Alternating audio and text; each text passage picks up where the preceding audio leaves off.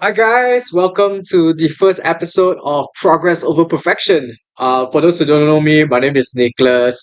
It's very nice to meet each and every one of you joining in to tune to this first episode. Now, if I'm being honest, I'm not too sure how is this podcasting gonna work yet. It's my first time filming this type of talking short videos. But as soon as we improve and go along this whole entire journey, I'll pick up new skills and also build my confidence in learning how to talk to a screen. So that's the one reason as well of why do I actually want to try to do this podcasting thing. Okay, so for those who are listening, I believe it's many of my friends, my families as well, because I posted this on my Instagram and shared that I was going to be starting a podcast. So if you're coming in from one of my social media pages, thank you so much for supporting this new little experiment of mine. And if you happen to stumble across Progress Over Perfection, then welcome. It's very nice to meet you and glad to have you guys all on board. All right. So, since this is the first episode, I think it would be kind of a good idea to also do a little bit of like ice breaking, um, on like what is progress over perfection about, and maybe I can share a little bit about me as well. So, the whole reason why I started progress over the perfection, is because the progress over the perfection. The whole reason why I started progress over perfection is because I believe that we have the power to inspire progress over perfection through the way that we live and the things that we do. And I wanted to create a platform for us to like share our experiences, knowledge, perspectives, to support one another because life is truly a work in progress. We never we never are gonna get it the first time round, just like how I'm doing this. It's not perfect, it's raw, it's rugged, and I actually enjoy raw, rugged, and unpolished. Yeah. So that's how we're gonna do it, and that's why I started because I wanted to have a platform to bring other people on board, as soon as time progresses to have meaningful, deep conversations that truly matter. And we're gonna be doing it by creating small little podcast episodes like this. So hope that we are able to share with you bits and pieces and nuggets of wisdom that's going to be able to help you move from where you are now to wherever you want to be. And if you're just someone who likes to dwell in like self-improvement or maybe still trying to find how to improve themselves, well, I'm happy to be supporting you on this journey. I support you, wherever you are. Keep going forward, whether you are just starting again or whether you're finding yourself on how to improve even more after going through a downtime like myself. you know um, I am here for you, I support you, and yeah, essentially that's about progress over perfection. Now, a little about me. I'm 23 years old. I'm currently residing in Singapore for work, but I am originally from Malacca, Malaysia. That's my hometown. I grew up there for 23 years, went to primary school, secondary school, university, all in Malacca. And I came to Singapore around 4 months ago uh, to start my first full-time job. I work as I don't think I can say the name, but okay lah. I work in the financial industry. Okay, yeah. So that's essentially what I will share in terms of like where am I now, and I've I've always been a a fan about progress. I've been a fan about always trying to help people discover what they can truly do, um, how they can go from nothing and be everything that they want to be. And if they fall, they can always learn how to be kind to themselves and pick themselves up back again so that they can continue moving forward. So I have a full story that I would share in the future on what is my own journey of progress over perfection. All right. But for today's topic, I thought it would be a really cool session to talk about my first experience with self-development.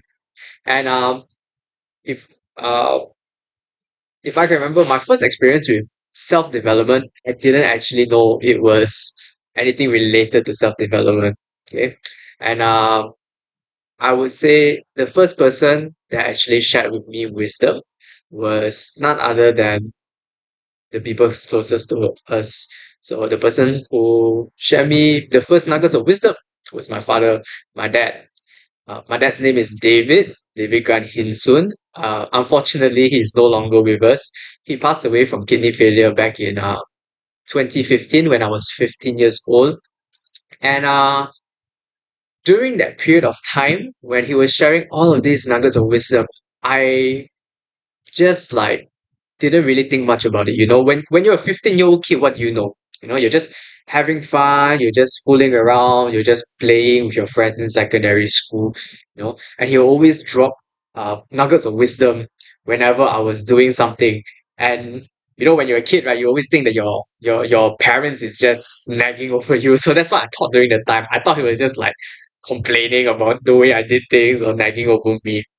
But after he passed away, and as time progresses through my secondary school day and my university years, I started to think about the moments that I had with him and started to take the things that he said more seriously as I tried to put the pieces together of remembering what was my dad like, what were some of the things that he said, what are some of my favorite memories with him. So I take the time to actually piece those pieces back together to be able to share the story one day if somebody asks me, what was my father like? Okay. Now, today I'm going to be sharing three pieces of wisdom that my dad shared with me that have helped me become the person that I am today. And I hope that the pieces of wisdom that I share with you today will also be able to help you in your own journey of progress as well. Right. Now, the first piece of wisdom he shared with me is that you are the average of the five people you choose to spend the most time with. Now, during my days in secondary school, I was the kid that used to sleep at the back of the class. I don't do homework. I mix with people that drink, that smoke. And I was one of those people that if I got 40 marks, 40%, that's the passing grade in my school, I would be satisfied with myself. I never wanted to achieve more. I just felt very happy. It's like, oh, okay, I got 40% in it, whatever lah. And none of my friends were achievers as well. They all just wanted bare minimum, um, to just get along. We just wanted to pass by. And things only started to click in right after my dad passed away. Okay, so in Malaysia, you have to take a exam called SPM, right? Sijil Pelajaran Malaysia, if I'm not mistaken. And during that time, a year before that, when I was in Form 4, I barely have any, not to say barely, I did not even have the credits to even enter university. I have a full, I still keep the results somewhere as a screenshot in my phone. And if you look at my results, you'll be able to see it is all fail, C, D, probably an A for English. Yeah, that's all I got, and I never wanted to push myself to be more. And um, only when I entered into my final year of high school, when we had to take our major exam, I started to think about this piece of wisdom a lot.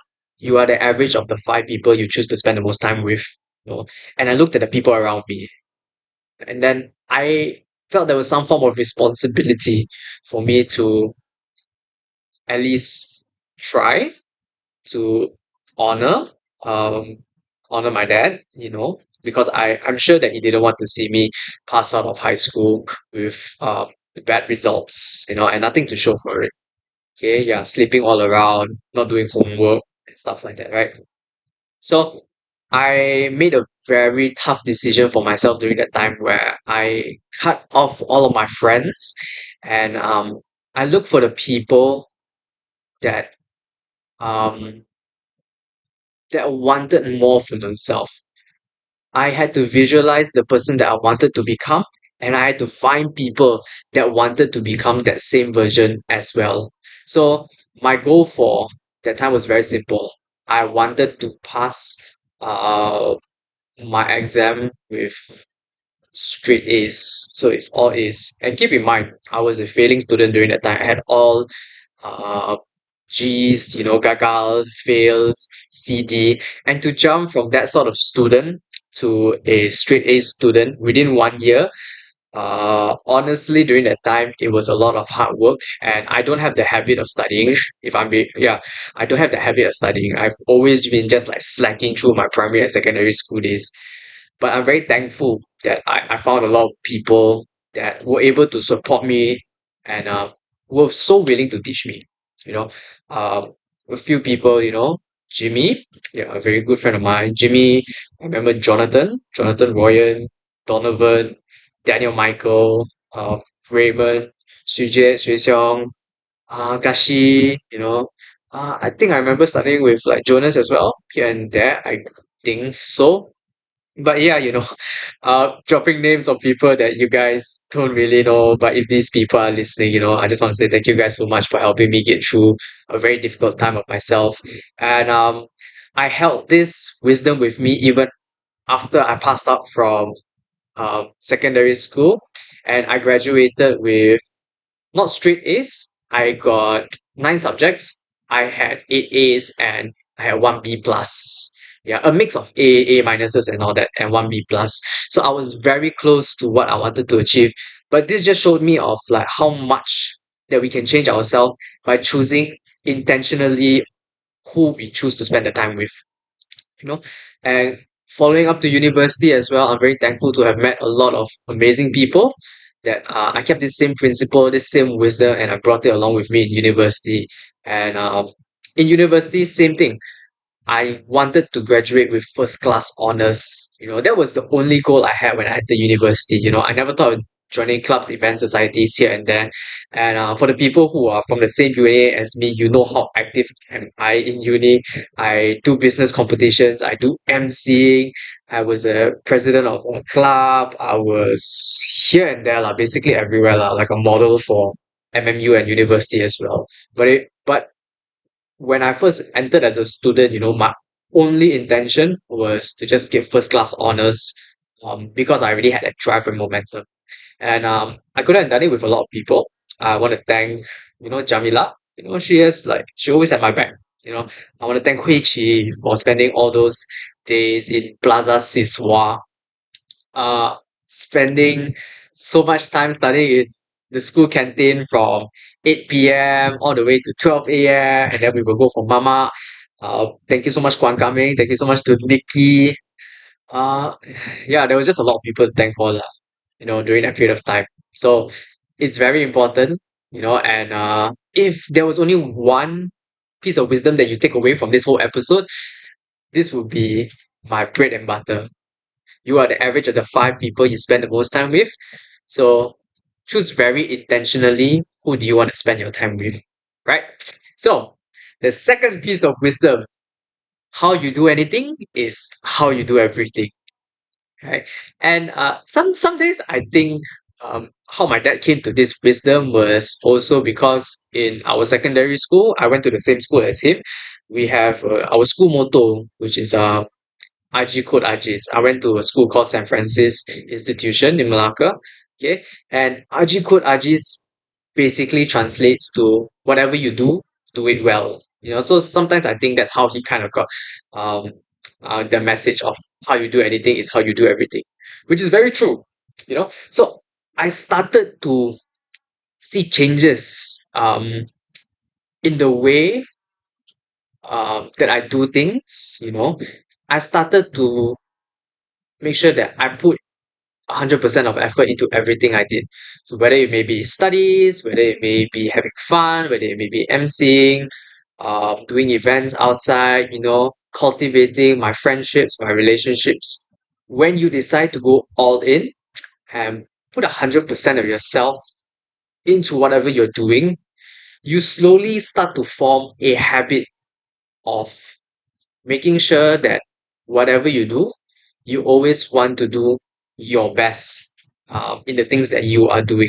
And this is so important because before this, I used to interpret this message as whatever you do it well. I used to think that you have to be the best, but that's not the whole idea of it. You honestly don't have to be the best, and I will never ask anyone to pressure themselves to be the best.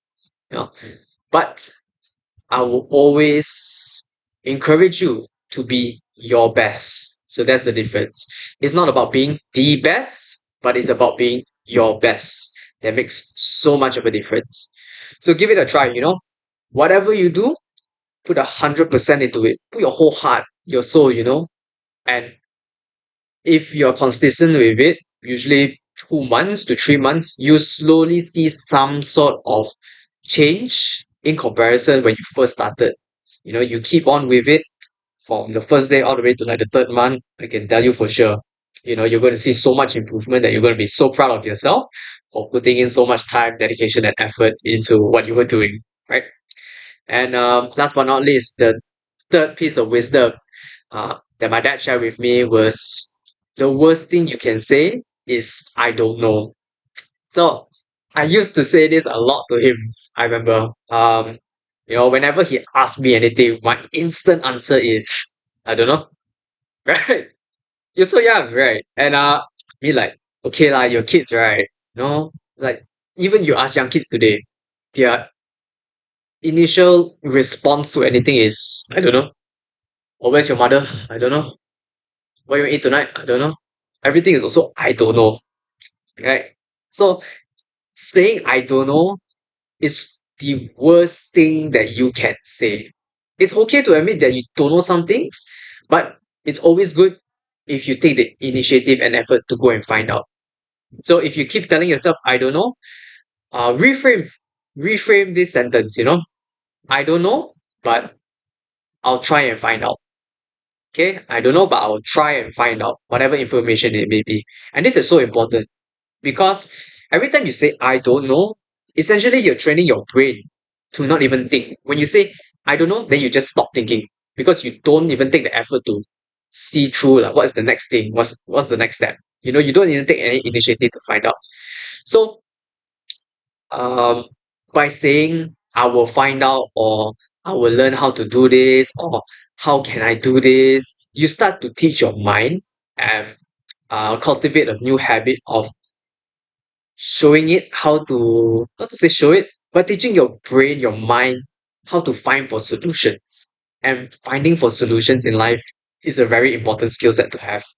When things go to bust, things go to shit, you know, you have to find answers one way or another, especially if there are nobody to help you around, by having this skill set of um finding for solutions, learning how to uh find for just solutions on how to get out of a sticky situation is always going to be such a huge skill set, whether it comes to leadership or just for your personal self. All right. So I hope these three pieces of wisdom benefited you a lot. The Roomba bot is moving now. Okay. So I hope these three pieces of wisdom help you guys out. Thank you so much for tuning in to the first episode of Progress Over Perfection. The vacuum machine is going on right now, so it's getting a bit noisy. But thank you so much. I'll see you in the next episode.